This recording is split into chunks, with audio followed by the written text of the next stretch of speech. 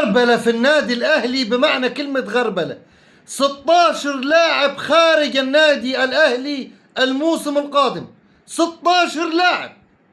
16 لاعب. بس قبل ما أقول لك مين ال 16 اللاعب ده، في يعني في عركة في تونس على محمد بن رمضان. الناس ماشية بتقطع في الصور بتاعت محمد بن رمضان عشان هو راح النادي الأهلي. امال احنا نعمل ايه؟ احنا نعمل ايه؟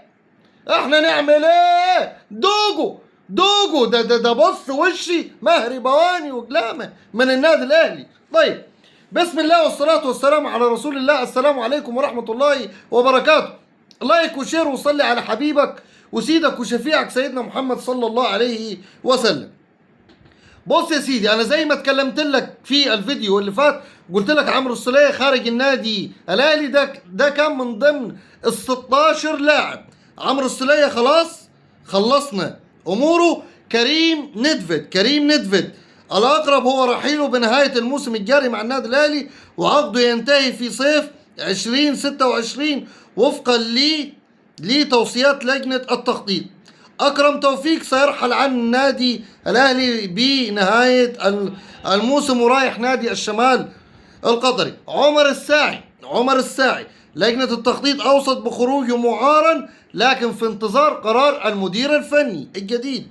إليو ديانج سيعود للنادي الأهلي في كأس العالم للأندية، لكن رغبة اللاعب هي الرحيل عشان عاوز طلبات مالية كبيرة جدا جدا جدا، والنادي الأهلي مش قادر يتوصل معاه لحل وسط. طلباته المالية كبيرة خالص. طيب، في الهجوم محمد الضو كريستو برضو ماشي. محمد عبد الله اللاعب الناشئ الصاعد الواعد ده هيطلع معار ايضا. احمد عبد القادر لم يتم تحديد موقفه من المشاركة في كأس العالم للأندية بسبب الإصابة، وفي انتظار قرار المدير الفني. طيب، محمد الشناوي خلاص يجدد. الكابتن محمد رمضان طلع امبارح مع ابراهيم فايق وقال لك محمد الشناوي جدد على بياض مع النادي الاهلي. حمزة علاء الحارس الشاب الصاعد الواعد ايضا جدد التعاقد مع النادي الاهلي، ومن المنتظر ان يحصل على 9 ملايين جنيه في الموسم الواحد. يستاهل. الدفاع ياسر ابراهيم. الكابتن محمد رمضان اكد برضو امبارح، اعلن عن توقيع المدافع على العقود ويتبقى الاعلان الرسمي. خلاص ياسر ابراهيم تمام. رامي ربيعة ناجي في حتة. رامي ربيعة تعثرت مفاوضات تجديد المدافع بسبب مطالبة المالية المرتفعة والتي يرفضها النادي حتى الآن. يا عم رامي كل عيشك ده انت الجماهير مخليك فوق وانت ادائك مش اللي هو.